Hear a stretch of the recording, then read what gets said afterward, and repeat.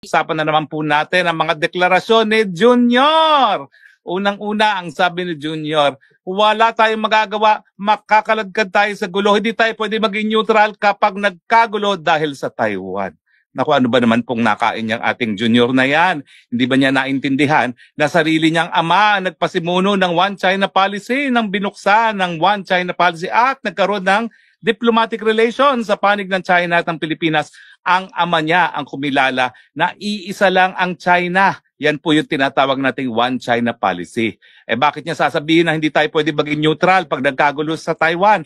Bakit? Gustuhin ba niya na ang mga Arab countries ng Middle East maghimasok sa atin dahil sa gulo sa Mindanao?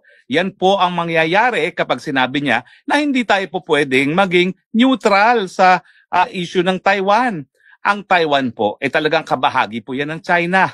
Nung natanggal po sa pwesto yung mga namumuno ng nationalist government at napalitan ng gobyerno ni Mao Zedong, gustuhin man hindi, yan naman ay ginusto ng mga mamamayang Chino. At mukha namang yung sugal nila, napakaganda naman ng resulta. Ngayon po, ang China ang pangalawang pinakamalakas na ekonomiya sa buong daigdig.